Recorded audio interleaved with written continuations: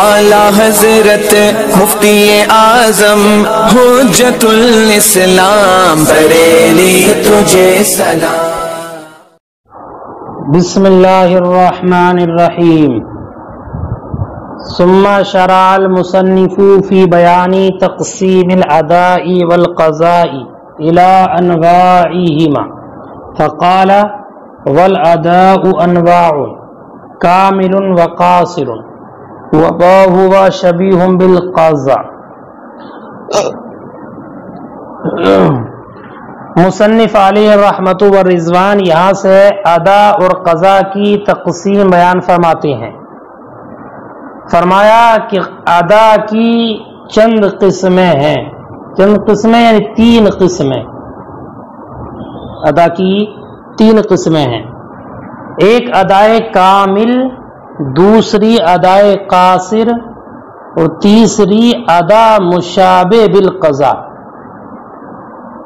तीसरी अदा मुशाबे बिल क़ज़ा। अदा की ये 3 किस्में हैं, अदाए कामिल, अदाए कासिर, अदा मुशाबे बिल क़ज़ा। शारिह नूरुल अनवार मुल्ला जीवन अलैहि रहमतु व रिज़वान फरमाते हैं कि मुसन्निफ ने जो ये तक़सीम जिक्र की है इसमें तसामु है, तसामु है। और वो इस तरह है कि एक तक़सीम के अक़साम के दरमियान आपस में तक़ाबुल और तबायुन का होना ज़रूरी है। पढ़ा आपने शुरू किताब में। एक तक़सीम के जो अक़साम हैं उनमें आपस में तक़ाबुल और तबायुन का होना ज़रूरी, जबकि इस तक़सीम के अक़साम के दरमियान तक़ाबुल मौजूद नहीं है, मौजूद नहीं है। क्यों? इसलिए कि वो अदा जो क़ज़ा के मुशाबे हो, अदा मुशाबे बिल क़ज़ा, इसमें अगर नमाज, इसमें अगर उसके तमाम हुकूक की रियायत की जाए तो वह अदाए कामिल में दाखिल है। इसमें अगर इसके तमाम हुकूक की रियायत कर ली जाए तो अदाए कामिल में दाखिल, अदाए कामिल में। और अगर तमाम हुकूक की रियायत ना की जाए तो वह अदाए कासिर में दाखिल। तो हासिल कलाम ये कि तीसरी किस्म अव्वल की दोनों किस्मों के साथ इकट्ठा हो जाती है, जमा हो जाती है। और जब ये दोनों किस्मों के साथ जमा हो जाती है तो इनके दरमियान तक़ाबुल ना रहा।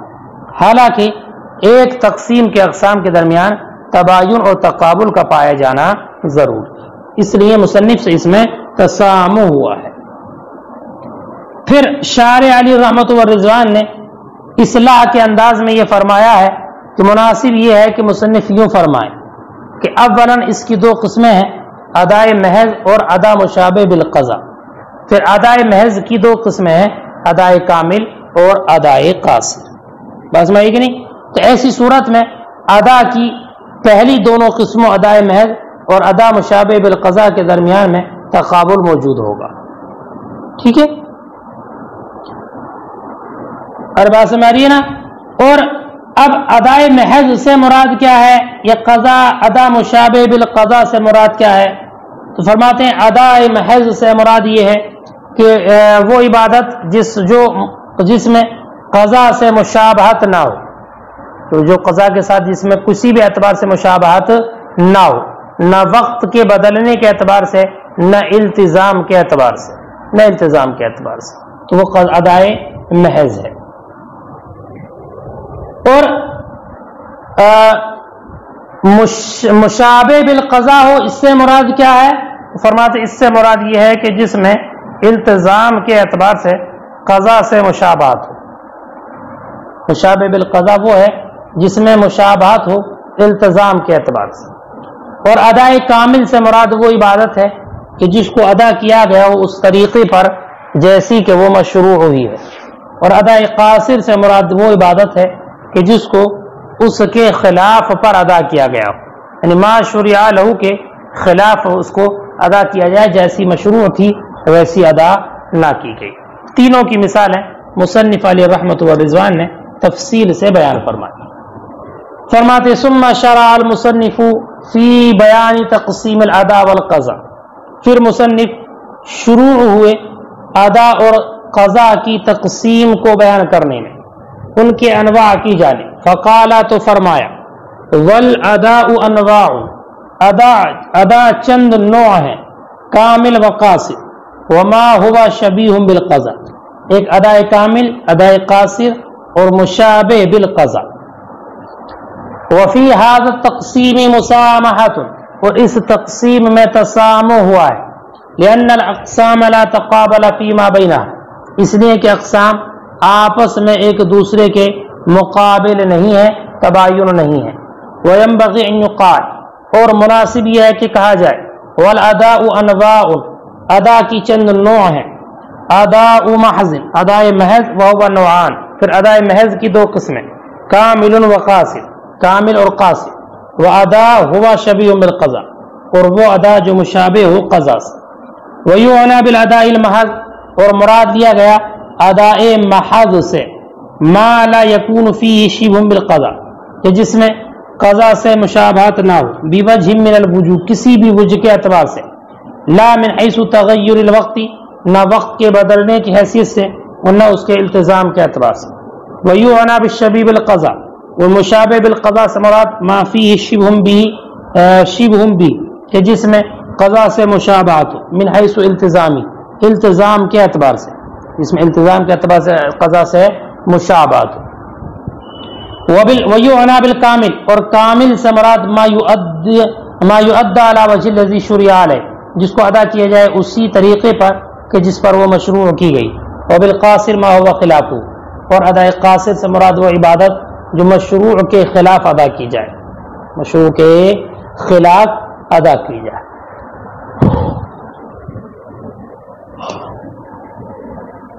کالصلاۃ بجماعت، مثال سنیں، جیسے کہ جماعت کے ساتھ نماز ادا کرنا.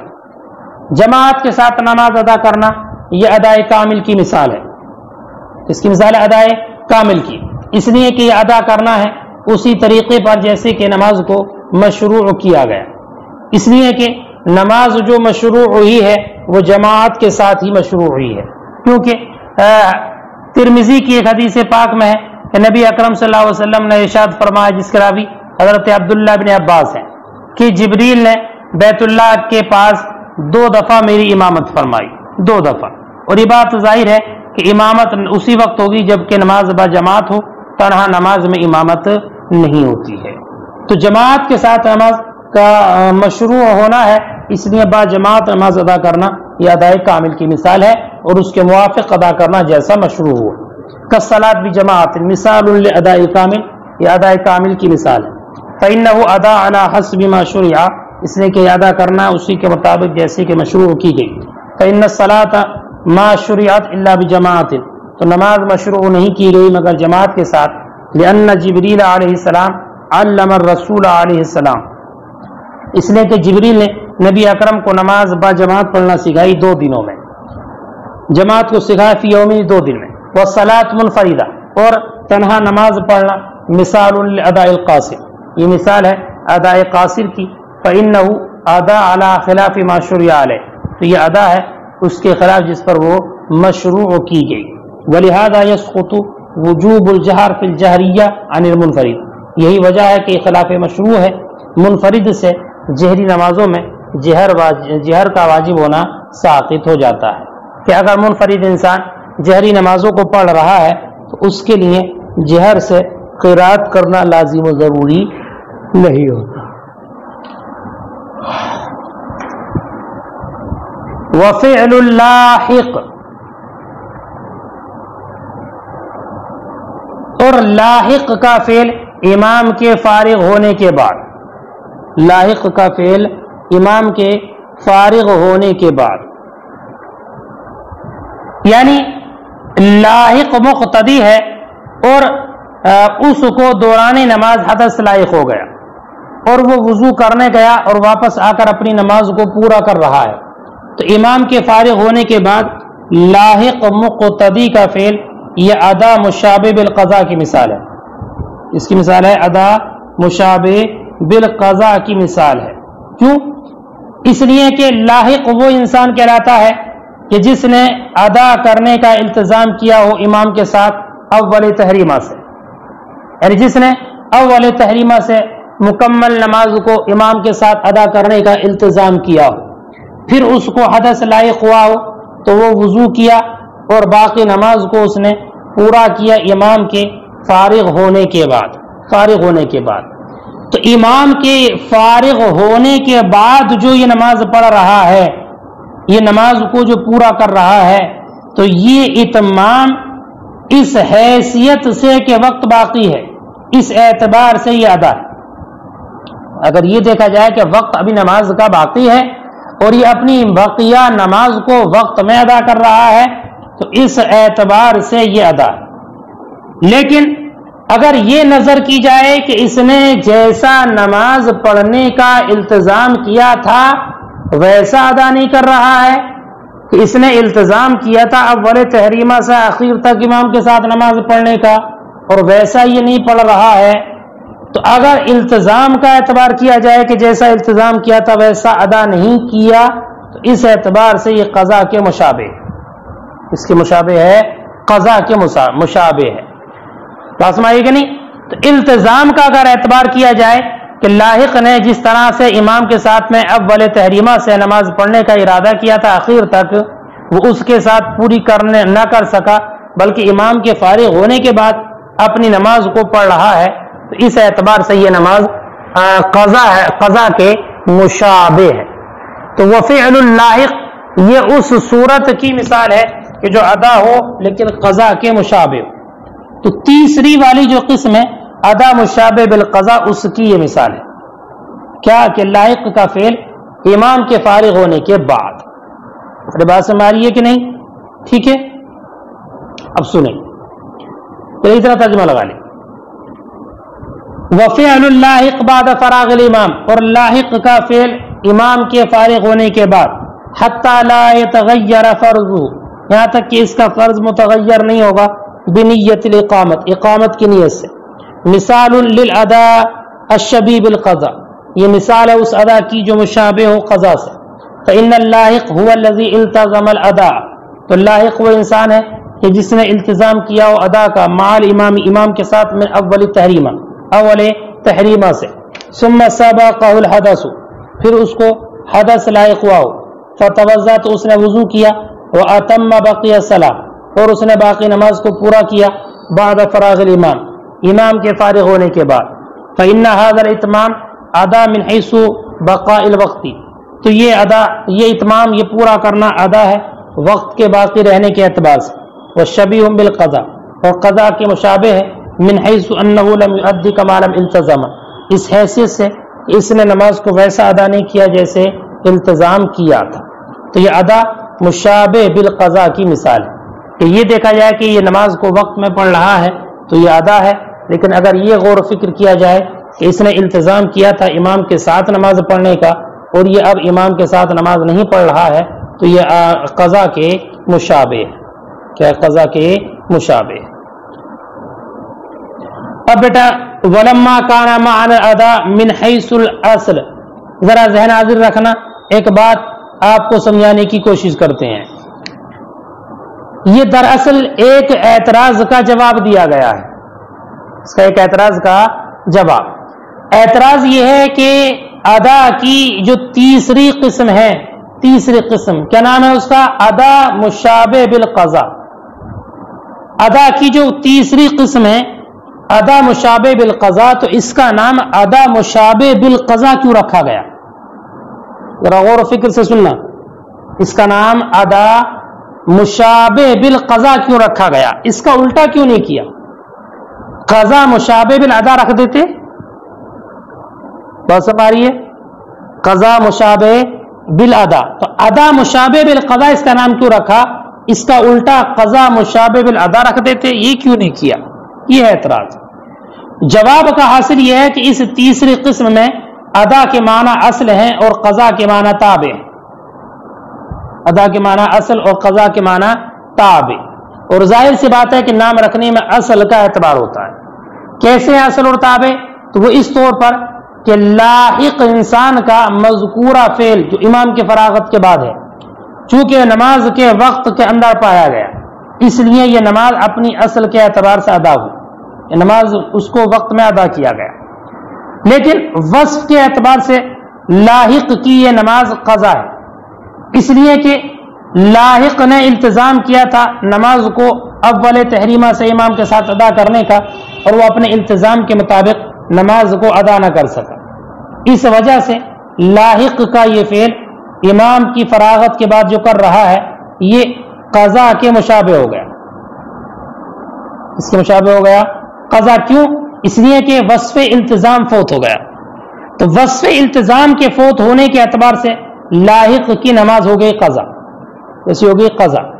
اور وصف فوت ہوا نا، وصف التزام اور وصف تابع ہوتا ہے، اس لیے لاحق کی مذکورہ نماز میں قضا کے معنی تابع کے ہوں گے، قضا کے معنی کیسے ہوں گے؟ تابع ہو کر ہوں گے، اور ادا کے معنی اصل ہو کر، اور نام رکھنے میں اصل کا اعتبار کیا جاتا ہے تابع کا نہیں، اس لیے اس تیسرے قسم میں نام رکھنے میں ادا مشابہ بالقضا کہا گیا، قضا مشابہ بالادا نہیں کہا گیا، کیونکہ التزام یہ تو ایک وصف ہے نا، اور وصف کا فوت ہو جانا اس کی وجہ سے اس کو قضا کہا گیا ہے، اور ٹھیک ہے نا، اور وصف جو ہے یہ تابع ہوتا ہے، اصل نہیں ہوتا، اس لیے مصنف نے جو نام رکھا ہے ادا مشابہ بالقضا رکھا، قضا مشابہ بالادا نہیں رکھا۔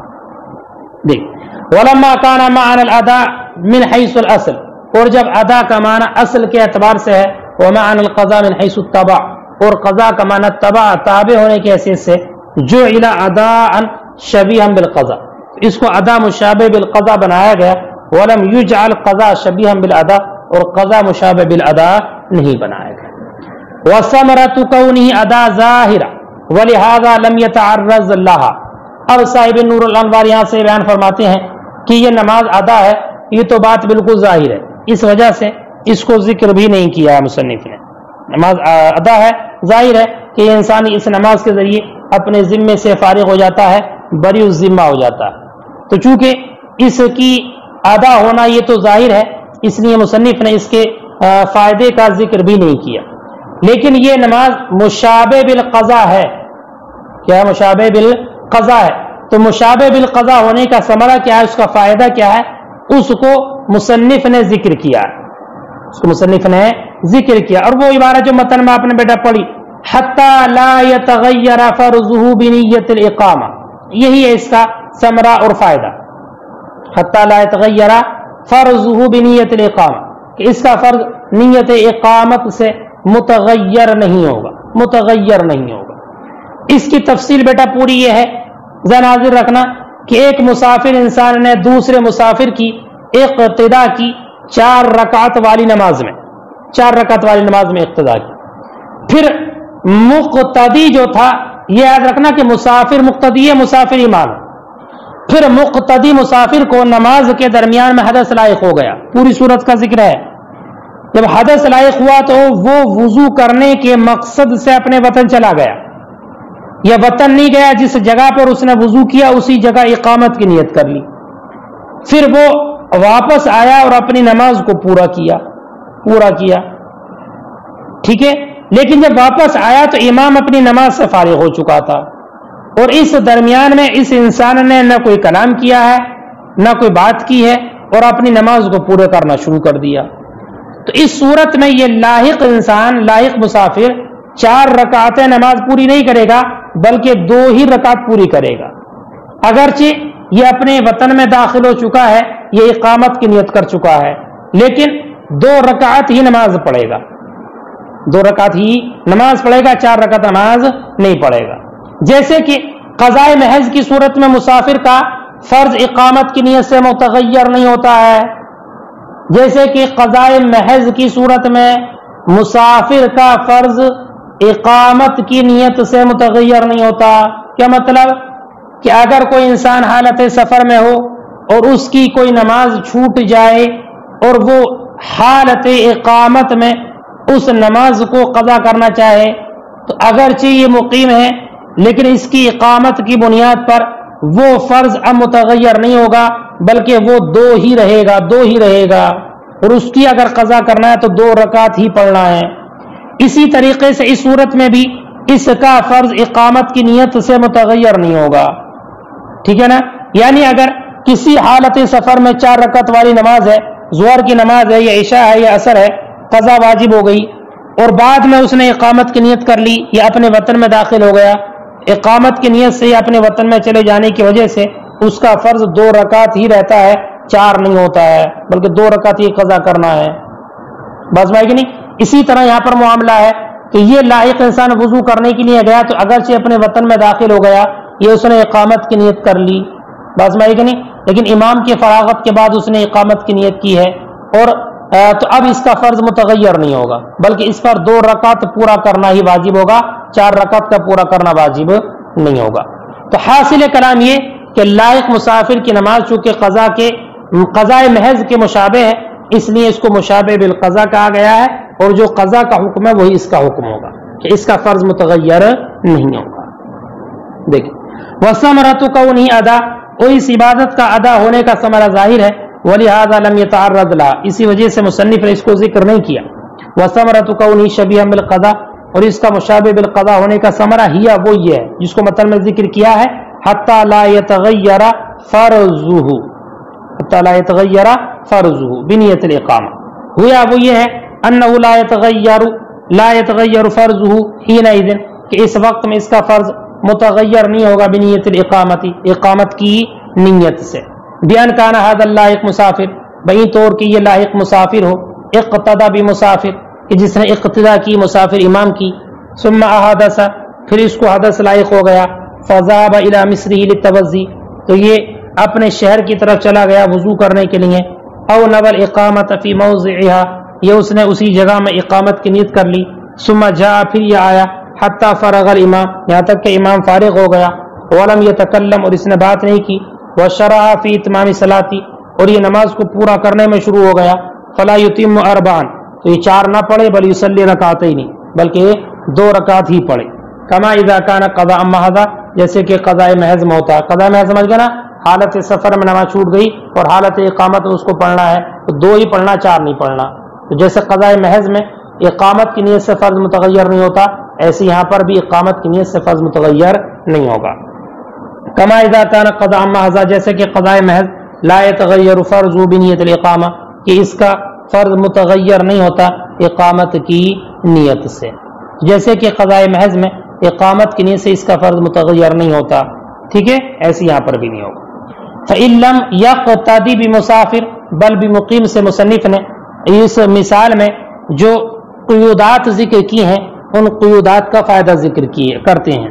فرماتے ہیں یہ کہنا مسافر کی اقتدا کرے، مسافر مقتدی ہے اور امام بھی مسافر ہے، اس کی اقتدا کرے. تو فرماتے ہیں اگر مسافر کی اقتدا نہیں کی بلکہ مقیم کی اقتدا کی، اور پھر اس کو دوران نماز حدث لاحق ہو گیا اور وہ وضو کرنے کے لیے اپنے شہر چلا گیا، یہ اقامت کی نیت کر لی اور لوٹ کر آیا، تو اب اس کے لیے 4 رکعت نماز پڑھنا ضروری ہوگا. بس بھائی کہ نہیں، اپنے وطن چلا گیا، پھر امام کی فراغت کے بعد آیا ہے اور کوئی بات وغیرہ، وہ شرط ساری بات وغیرہ نہیں کی، کلام نہیں کیا، تو اب یہ لائق مسافر 4 رکعت نماز پڑھے گا. ٹھیک ہے، کیونکہ اس نے مسافر کی اقتدا نہیں کی بلکہ مقیم کی اقتدا کی. لیکن ایک بات خیال رکھنا، اب 4 رکعت نماز کا پڑھنا اس وجہ سے نہیں ہے کہ یہ اپنے شہر میں داخل ہو گیا، یہ اقامت کی نیت کر لی ہے، بلکہ اس وجہ سے ہے کہ اس نے یہ مسافر تھا اور اس نے مقیم امام کی اقتدا کی ہے، تو التزام ہی 4 رکعت نماز پڑھنے کا کیا ہے، اس لیے کہ مسافر جب مقیم کے پیچھے نماز پڑھتا ہے تو 4 رکعت ہی نماز لازم ہوتی ہے. ٹھیک ہے، یا ایک صورت یہ ایک قید یہ ذکر کی کہ امام اپنی نماز سے فارغ ہو گیا ہو، بس میں ایک نہیں، اور اس صورت میں ایسی صورت میں کہ جب وہ لوٹ کر آیا اور امام اپنی نماز سے فارغ نہیں ہوا تھا، تو اگر لائق انسان تھا اور وہ امام کے فارغ ہونے سے پہلے ہی آ گیا اور امام کے ساتھ ہی اس نے نماز کو شروع کر دیا، تو بھی اپنے وطن چلے جانے کی بنیاد پر وہ اقامت کی نیت کر لینے کی وجہ سے اس کا فرض جو تھا وہ 4 ہو جائے گا. اس لیے کہ لاحق کے فعل میں جو قضا سے مشابہت پائی جاتی ہے وہ امام کے فارغ ہونے کے بعد ہوتی ہے، اور یہاں پر امام ابھی فارغ نہیں ہوا ہے، تو اس کی اقامت کی نیت کرنا یہ ادا پر پایا گیا، قضا پر نہیں. اور ادا پر اقامت کی نیت اگر پالی جائے تو ادا 4 رکعت کی طرف متغیر ہو جاتی ہے. اس لیے اس صورت میں اب لائق مسافر 4 رکعت نماز پوری کرے گا. ٹھیک ہے، اور اگر امام کے فارغ ہونے کے بعد ہی آیا لیکن اس نے بات کر لی ہے تو بات کرنے کی بنیاد پر بھی اب اس کا فرض 4 ہو جائے گا، اس لیے کہ کلام کرنے کی بنیاد پر اس کی وہ نماز باطل ہو گئی اور از سر نو اس کو نماز پڑھنا پڑے گی، اثر نو اس کو نماز پڑھنا پڑے گی، اس لیے اب اس کی نماز 4 ہوگی اور اس کے لیے 4 رکعت ہی نماز پڑھنا ہوگی۔ یا یہ کہا کہ یہ لاحق ہو، اگر یہ انسان لاحق نہیں ہے، مسبوق ہے، یعنی ایک مسافر انسان نے دوسرے مسافر کی اقتدا کی 4 رکعت والی نماز میں، ٹھیک ہے، وقت میں امام کے ساتھ 1 رکعت پڑھ لینے کے بعد اقتدا کی۔